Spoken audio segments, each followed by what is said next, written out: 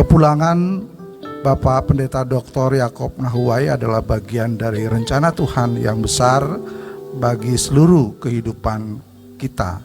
Sambutan terakhir kami persilakan kepada mantan Menteri Agama Republik Indonesia, Bapak Dr. Andes Haji Lukman Hakim Saifuddin. Kami persilakan.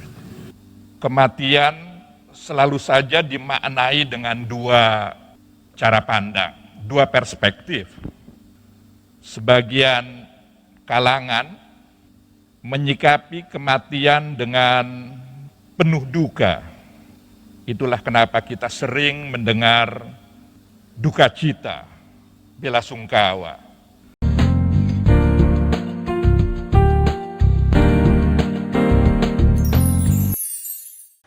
Shalom, salam sejahtera dalam kasih Tuhan kita Yesus Kristus. Jumpa kembali dengan saya Pendeta Berton Nababan. Saya menyapa Bapak Ibu Saudara dimanapun berada. Apa kabarnya? Saya berharap dan berdoa Bapak Ibu Saudara dalam keadaan sehat-sehat, tetap semangat, tetap bersukacita, dan jangan lupa bersyukur kepada Tuhan, sebab Ia baik, bahwasanya untuk selama-lamanya kasih setianya.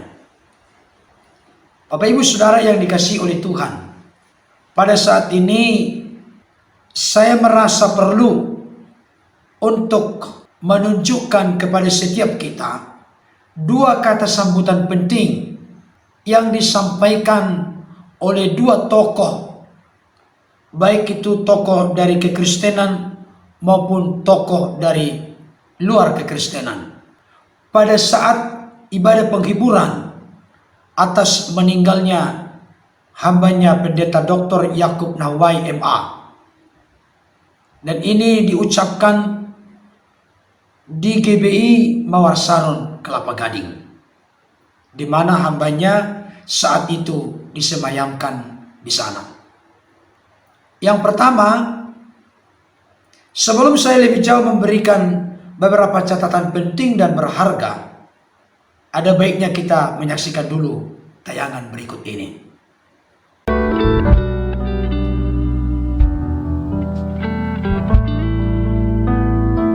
Kita akan dengarkan juga sambutan dari Dirjen Bimas Kristen, Bapak Profesor Dr. Thomas Penturi. Shalom, selamat malam.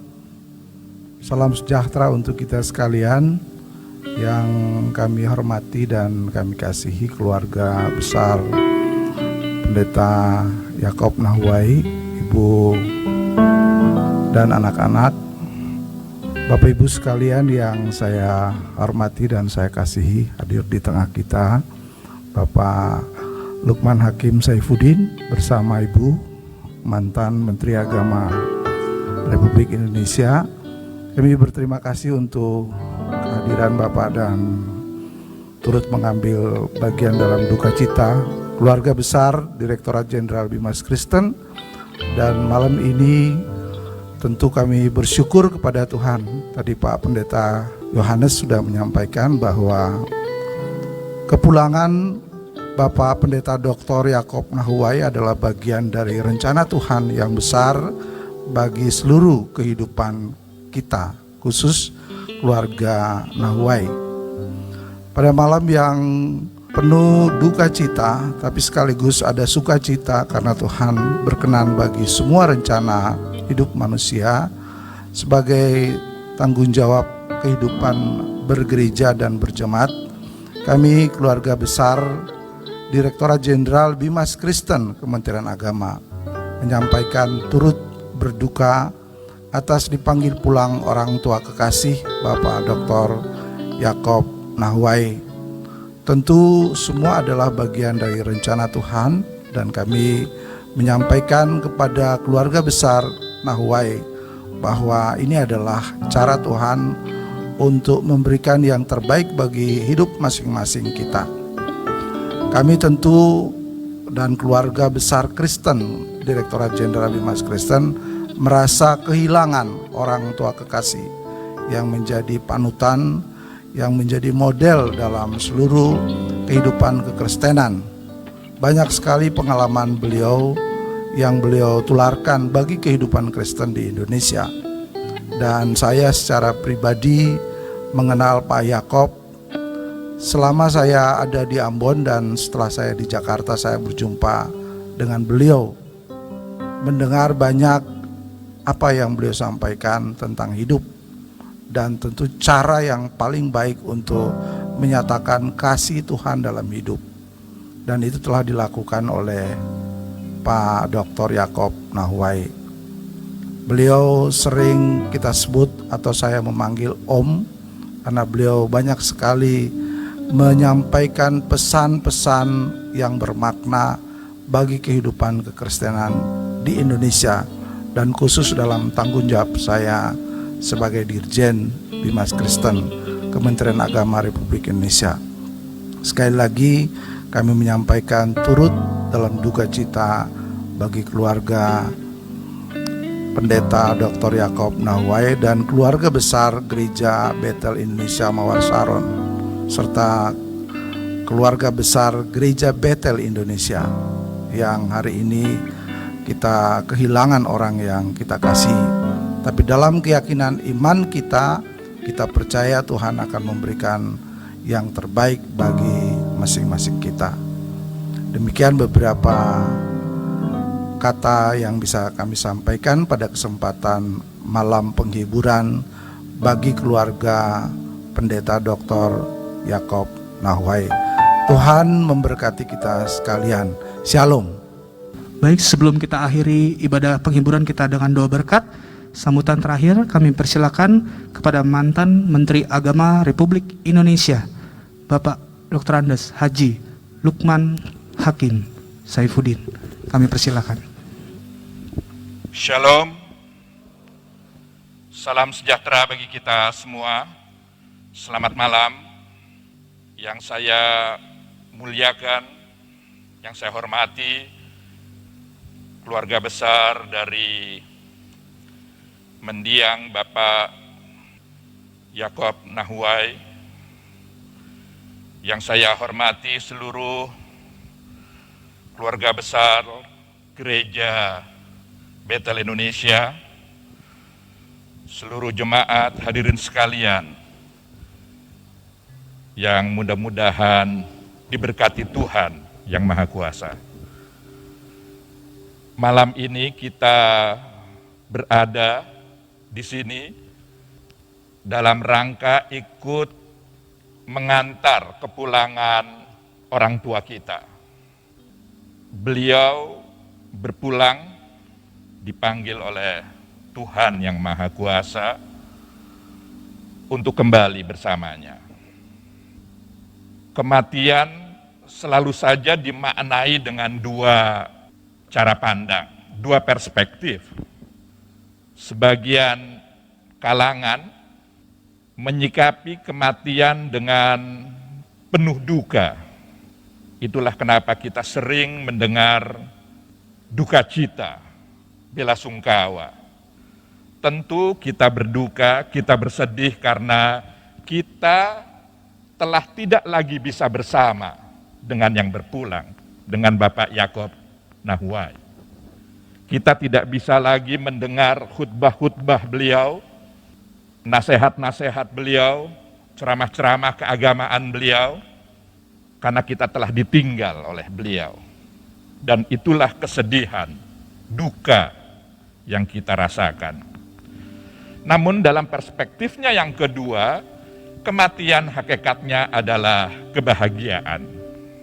Khususnya bagi yang berpulang, bagi yang mengalaminya. Karena itulah saat-saat yang oleh semua umat beragama menjadi sesuatu yang didambakan. Karena kita hakikatnya berasal darinya, dari Tuhan yang Maha Kuasa, dan kepulangan adalah sebuah medium untuk kita kembali bersatu kepada Sang Pencipta. Dan tidak ada kebahagiaan yang lebih bahagia selain pulang kepada Sang Pencipta. Oleh karenanya, marilah kita hantar kepulangan orang tua kita, Bapak Yakob Nahuai, dengan iringan doa mudah-mudahan beliau berpulang dengan penuh kedamaian. Bagi saya beliau adalah tokoh agama yang ketika saya mendapatkan amanah untuk ikut mengelola, mengurusi kehidupan keagamaan di negara dengan bangsa yang sangat religius ini, mendiang begitu besar jasanya.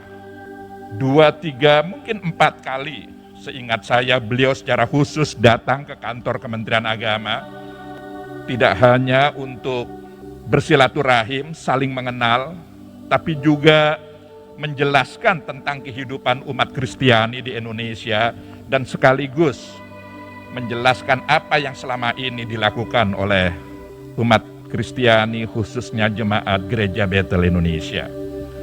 Dan saya menjadi saksi bahwa sumbangsih kontribusi beliau sangatlah besar, khususnya dalam ikut mempromosikan, dalam ikut mengedepankan kehidupan keagamaan yang moderat.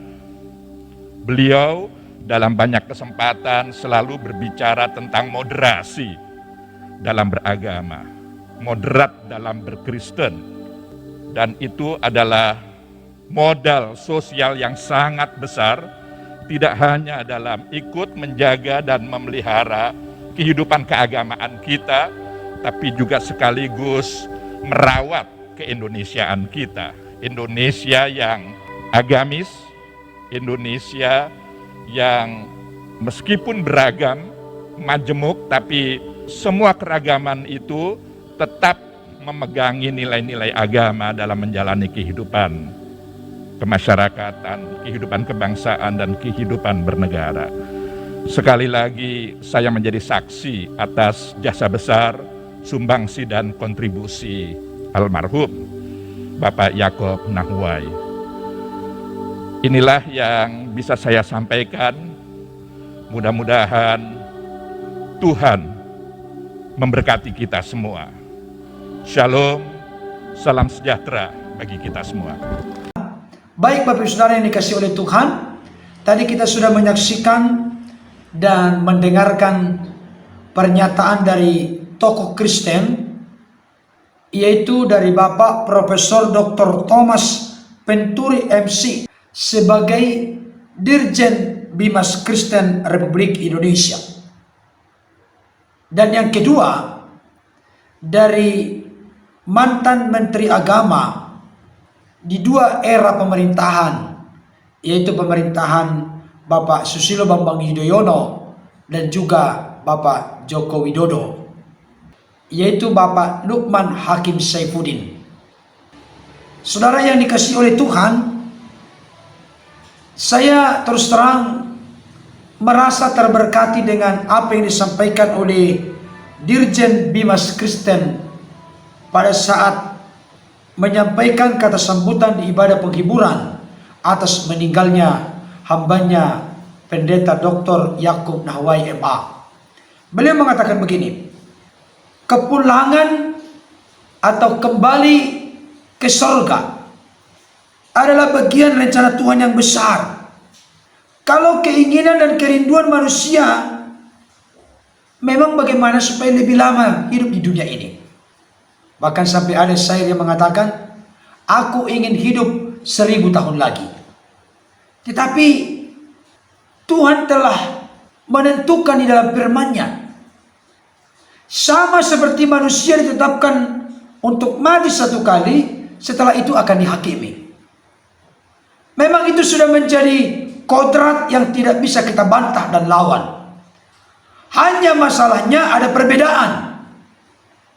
Ada yang lebih dahulu dipanggil oleh Tuhan, ada yang belakangan, ada yang masih umur muda, ada yang masih remaja pemuda, ada yang sudah bapak dan ibu, ada yang orang tua. Semuanya kita akan mengarah ke sana.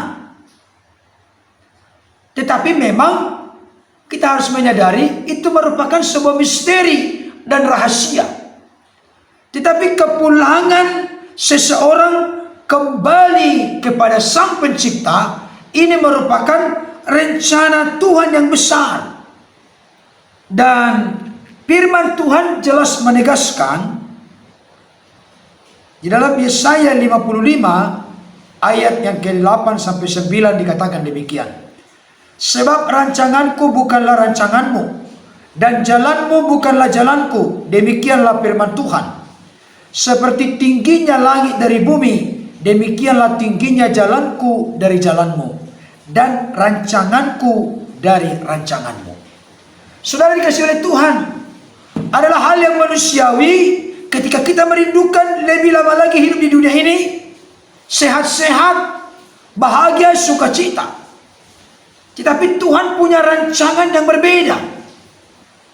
Tuhan telah menetapkan hidup seseorang di dunia ini, dan ada masanya roh seseorang akan kembali kepada pencipta dan tubuhnya dikuburkan. Tetapi yang jelas rancangan Tuhan ini adalah rancangan yang besar. Bahkan kalau kita melihat di dalam bagian firman Tuhan yang lain, di dalam Wahyu 14 ayat 13 dikatakan demikian. Dan aku mendengar suara dari sorga berkata, tuliskan, berbahagialah orang-orang mati yang mati dalam Tuhan sejak sekarang ini. Jadi dalam konteks kekristenan, orang yang meninggal atau orang yang mati bukan sebuah kerugian, bukan sebuah kesialan, bukan sebuah kemalangan, tapi sebuah kebahagiaan. Tetapi yang harus dipastikan, mati di dalam Tuhan. Jangan sampai mati di luar Tuhan. Jangan sampai mati belum atau tidak mengenal Tuhan. Ini yang harus menjadi perhatian kita secara serius. Saya lanjutkan. Sungguh kata Roh, supaya mereka boleh beristirahat dari jerih lelah mereka, karena segala perbuatan mereka menyertai mereka. Saudara, dalam konteks kekristenan, seseorang meninggal seperti hambanya Pendeta Dr. Yakub Nahwai MA. Beliau beristirahat dari segala jerih lelahnya. Selama hidupnya telah dibaktikan untuk Tuhan, untuk melayani Tuhan melalui penggembalaan yang Tuhan percayakan. Bahkan berbagai lembaga-lembaga besar yang Tuhan telah percayakan kepada hambanya. Beliau telah selesai tugasnya. Sama seperti Yesus berkata, makananku ialah untuk melakukan pekerjaan Dia yang mengutus aku, maksudnya pekerjaan Bapa yang mengutusnya, dan menyelesaikannya. Dan Yesus memang benar-benar menyelesaikan tugas tanggung jawab dipercayakan oleh Bapa kepadanya. Buktinya di kayu salib Yesus berkata, sudah selesai, tetelestai, sudah lengkap, tujuan sudah tercapai, sudah sempurna, sudah genap. Dan hambanya Pendeta Dr. Yakub Nahwai pun telah mengakhiri pertandingan yang baik, telah mencapai garis akhir, telah memelihara iman. Saatnya bagi hambanya Pendeta Dr. Yakub Nahwai MA untuk mendapatkan mahkota dari Hakim yang adil, Tuhan Yesus Kristus. Dan dikatakan segala perbuatan mereka menyertai mereka. Ini yang harus kita perhatikan secara serius. Apa yang kita tabur di tengah-tengah dunia ini, itu yang akan menyertai kita di dalam kekekalan. Oleh karena itu mari kita menabur kasih, menabur kebaikan, menularkan pengharapan kepada orang lain. Karena apa yang kita tabur, itu yang kita tuai. Saudaraku yang dikasihi Tuhan, bahkan Paulus mengatakan kepada jemaat Filipi, bagiku hidup adalah Kristus dan mati adalah keuntungan. Seperti saya katakan tadi, mati bagi orang Kristen bukan sebuah kemalangan, kesialan, bukan saudaraku, tapi sebuah keuntungan, keberkatan. Oleh karena jelas arah dan tujuan kita. Apalagi dilandasi dengan kita telah percaya dan menerima Yesus sebagai Tuhan Juru Selamat. Dalam konteks kekristenan, keselamatan bukan mudah-mudahan, tapi sebuah keyakinan, kepastian. Itu sebabnya Yesus berkata dalam Yohanes 10 ayat 28. Dikatakan demikian.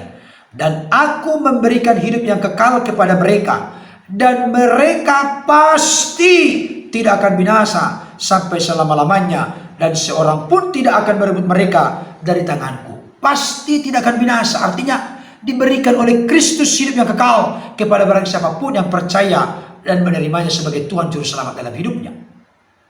Saudara dikasihi oleh Tuhan, ini merupakan sebuah kebanggaan bagi kita. Dan dikatakan di sini, hambanya Profesor Dr. Thomas Penturi, Dirjen Bimas Kristen, mengatakan dengan sangat tegas bahwa dia merasa kehilangan atas kepergian dari hambanya Pendeta Dr. Yakub Nahwai MA. Sama juga kita merasa kehilangan. Tapi itu sudah menjadi hukum, ketetapan, dan ketentuan Tuhan. Hanya masing-masing kita, hal itu menjadi misteri rahasia bagi kita. Dan ada manfaatnya hal itu menjadi misteri rahasia bagi kita. Supaya kita belajar tetap berjaga-jaga. Dan senantiasa menyerahkan hidup kita dituntun dipimpin oleh Tuhan. Sehingga kita berjalan dalam kebenaran. Berjalan dalam kekudusan Tuhan. Saudaraku, kenapa sampai Profesor Dr. Thomas Penturi berkata merasa kehilangan? Karena hambanya Pendeta Dr. Yakub Nahwai telah meninggalkan sebuah teladan. Beliau selama hidupnya telah menjadi panutan, telah menjadi model dalam hidup kekristenan di Indonesia.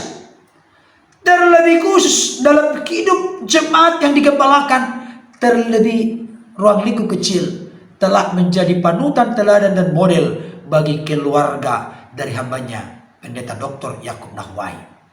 Bapak Ibu Saudara yang dikasihi oleh Tuhan, saya teringat dengan satu pernyataan dari seorang rasul besar bernama Rasul Paulus.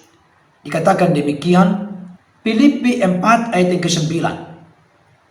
Seorang Rasul Paulus di dalam 1 Korintus 11 ayat 1 berkata, "Jadilah pengikutku sama seperti aku pengikut Kristus." Orang seperti ini berani berkata seperti itu karena memang dia telah menempatkan dirinya sebagai contoh dan teladan bagi banyak orang. Dan pernyataan Rasul Paulus itu beliau lengkapi di dalam Filipi pasal 4 ayat 9.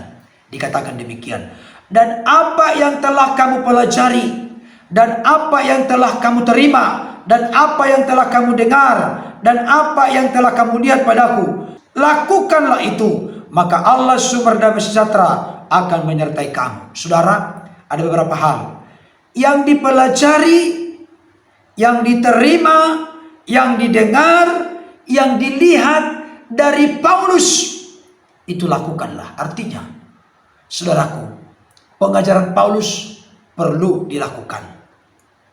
Apa yang diterima oleh jemaat Filipi dari Paulus perlu untuk dikerjakan dan dilakukan. Apa yang telah mereka dengar dari Paulus perlu untuk dilakukan. Apa yang telah mereka lihat, dicontohkan, diteladankan oleh Rasul Paulus perlu untuk dilakukan. Ini merupakan sosok yang luar biasa. Dan saya yakin percaya kenapa sampai Profesor Dr. Thomas Penturi berkata merasa kehilangan. Karena memang hambanya Pendeta Dr. Yakub Nahwai selama hidupnya sudah menjadi contoh dan teladan.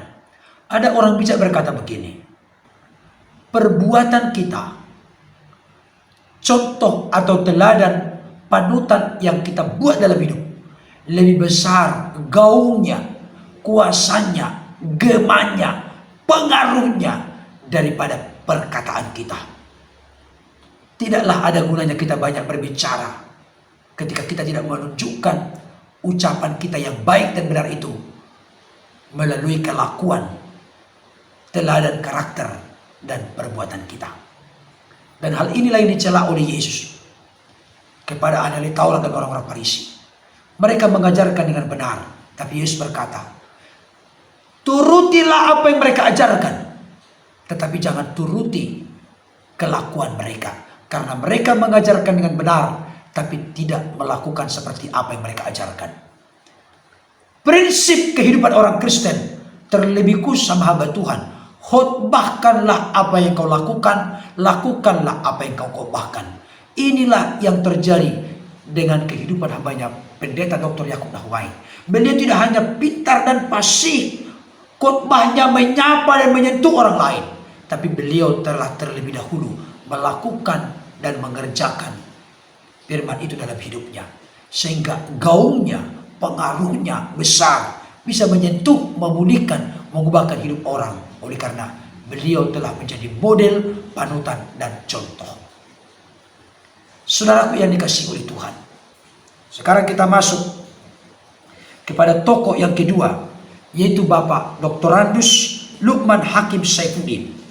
Saudara dikasihi Tuhan, beliau memberikan pandangan bahwa pada umumnya manusia memiliki dua cara pandang atau perspektif berkaitan dengan kematian.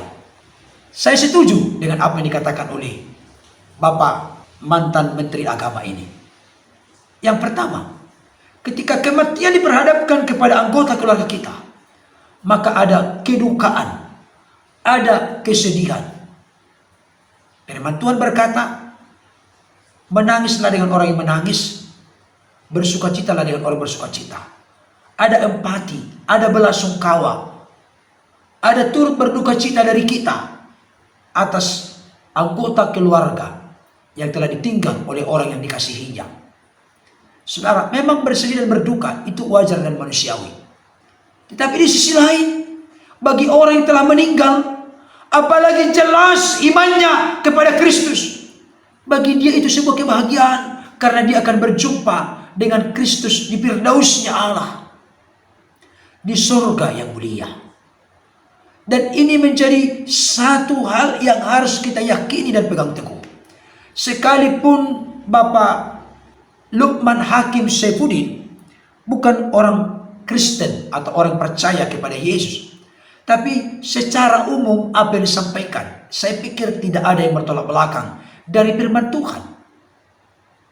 Tetapi perlu saya tegaskan dari sudut kekristenan, kita tidak perlu berlebihan berduka dan bersedih kalau ada seseorang dari anggota keluarga kita yang dipanggil oleh Tuhan, oleh karena arahnya jelas, yaitu dia dibawa oleh malaikat menuju firdaus Allah. Dia ditempatkan di sana sampai terjadi nanti kebangkitan tubuh dan penghakiman, dimasukkan ke surga yang kekal, hidup bersama dengan Kristus selama-lamanya. Saudara dikasihi oleh Tuhan, ada orang-orang tertentu dalam kekristenan sampai ada yang membentur-benturkan kepalanya karena ada anggota keluarganya yang meninggal. Ada yang punya kesedihan yang mendalam, berhari-hari, berbulan-bulan, bahkan bertahun-tahun. Saya mau kasih tahu konteks kekristenan tidak mengatakan demikian. Karena apa, saudaraku? Saya bacakan firman Tuhan untuk kita. Dari 1 Tesalonika pasal 4, dari 1 Tesalonika 4 ayat 13 sampai ayat yang ke-18. Cukup panjang, saya perlu bacakan untuk kita supaya kita diteguhkan dan dikuatkan. Selanjutnya kami tidak mau, saudara-saudara, bahwa kamu tidak mengetahui tentang mereka yang meninggal, supaya kamu jangan berduka cita seperti orang-orang lain yang tidak mempunyai pengharapan. Paulus menunjukkan suratnya kepada jemaat Tesalonika, supaya mereka benar-benar mengetahui tentang keluarga yang meninggal. Ini penting. Di mana posisi mereka, bagaimana keberadaan mereka. Maksud dan tujuannya supaya jangan sampai memiliki duka cita seperti orang-orang yang tidak punya pengharapan.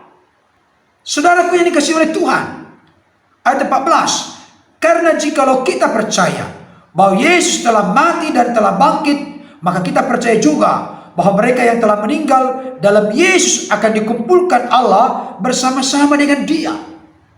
Ini jelas dan clear. Ini kami katakan kepadamu dengan firman Tuhan, kita yang hidup, yang masih tinggal sampai kedatangan Tuhan, sekali-kali tidak akan mendahului mereka yang telah meninggal.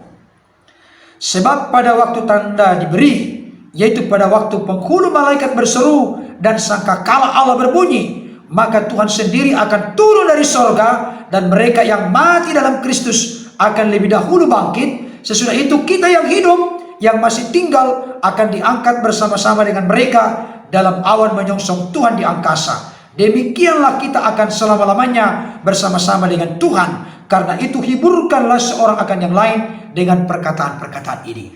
Jelas sekali kondisi keadaan keluarga kita yang meninggal di dalam Kristus, yang telah percaya menerima Yesus yang mati dan bangkit sebagai Tuhan Juru Selamat dalam hidupnya.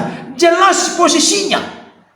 Bahkan mereka yang terlebih dahulu diurus oleh Yesus pada kali yang kedua nantinya, mereka terlebih dahulu dibangkitkan, dan kita yang masih hidup akan diubah sekejap mata, memiliki tubuh kemuliaan, sehingga kita pun diangkat bersama-sama dengan Kristus dalam kerajaannya yang kekal. Jadi jangan sampai kita berduka dan bersedih dengan kelewatan, karena kita tahu arah mereka jelas, arah kita jelas. Ada saatnya kita akan reuni surga. Kita akan bertemu dengan orang-orang percaya, orang-orang kudus Tuhan di sana. Itu kebahagiaan yang sangat-sangat luar biasa. Saudaraku dikasihi Tuhan, mari kita punya pengharapan, keyakinan, dan iman yang seperti itu. Bapak Ibu Saudara yang dikasihi Tuhan, saya sangat kagum dan takjub dengan kata sambutan yang disampaikan oleh Bapak Dr. Randus Lukman Hakim Saifuddin, mantan Menteri Agama di era Bapak Susilo Bambang Yudhoyono dan juga Bapak Joko Widodo. Ternyata sebanyak 3-4 kali hambanya Pendeta Dr. Yakub Nahwai pernah berkunjung ke kantor Kementerian Agama. Terus terang saya tidak pernah tahu, dan memang sepertinya tidak pernah diliput di media. Ternyata beliau merupakan sosok yang benar-benar menjalin relasi dan hubungan yang baik dengan pemerintah. Bahkan bukan sekedar datang berkunjung silaturahmi, tidak, tapi memberikan sebuah gagasan bagaimana kekristenan yang moderat, kekristenan yang toleran. Ternyata beliau diam-diam sudah mengerjakan banyak hal. Saya jadi teringat dengan 2 ilustrasi. Yang pertama, ilustrasi ayam, dan yang kedua ilustrasi penyu. Ayam ketika mau bertelur, 1 gang bisa ribut dibuatnya. Anak bayi yang baru tidur bisa bangun. Oleh karena apa? Ketika dia bertelur, dia langsung kotak-kotak. Ributnya bukan main. Dia mengumumkan ke publik bahwa dia sedang bertelur. Baru 1 yang dihasilkan sudah langsung berkuak-kuak kemana-mana. Ini filosofi yang harus kita hindari, Bapak Ibu Saudara. Amin. Baru sedikit yang kita buat langsung besar kepala. Kita meminta orang lain memuji kita, menyanjung-nyanjung kita. Tapi berbeda dengan penyu. Diam-diam tanpa ada suara sudah ribuan telurnya. Inilah filosofi kehidupan yang patut kita contoh dalam hidup ini. Sama seperti hambanya Pendeta Dr. Yakub Nahwai. Banyak hal yang dikerjakan kemana-mana tanpa diliput oleh media. Ternyata pengaruhnya terasa. Kita dipanggil untuk menjadi garam yang memberikan rasa. Bukan dipengaruhi tapi memberikan pengaruh. Bukan diwarnai tapi memberikan warna. Bukan membawa pembusukan tapi mencegah pembusukan. Luar biasa sekali. Sampai Bapak Dr. Randus Lukman Hakim Saifuddin berkata, saya menjadi saksi bahwa beliau telah menyumbangkan pemikiran bagaimana membangun kebangsaan, bagaimana merawat dan menjaga, memelihara keindonesiaan. Beliau tidak hanya menjaga, memelihara kehidupan kekristenan, tapi juga bagaimana merawat keindonesiaan kita. Beliau turut mengedepankan cara-cara beragama yang toleran, yang moderat. Ini luar biasa sekali. Saya tidak tahu selama ini, Bapak Ibu Saudara. Saya pikir beliau hanya sibuk menggembalakan di GBI Mawar Saron, Kelapa Gading, atau di tempat yang lain. Tapi sudah merambah kemana-mana. Berarti ada ungkapan yang mengatakan, harimau mati meninggalkan belang, gajah mati meninggalkan gading, manusia mati atau meninggalkan nama. Saudaraku, nama harum yang ditinggalkan oleh hambanya Pendeta Dr. Yakub Nahwai tidak hanya diakui oleh kalangan kekristenan, tapi juga orang-orang di luar kekristenan. Salah satu diantaranya adalah Bapak Dr. Randus Lukman Hakim Saifuddin. Saudaraku, luar biasa sekali. Kiranya ulasan saya ini dapat memberkati kita semua, mendorong supaya kita makin memiliki rasa kebersamaan di tengah-tengah bangsa yang majemuk, termasuk kemajemukan dalam beragama. Kiranya apa yang menjadi kata sambutan disampaikan oleh Profesor Dr. Thomas Venturi dan juga kata sambutan yang disampaikan oleh Bapak Dr. Andes Lukman Hakim Saifuddin dapat memberikan inspirasi sekaligus membuka khasanah atau horizon cakrawala berpikir kita. Tuhan Yesus memberkati. Amin.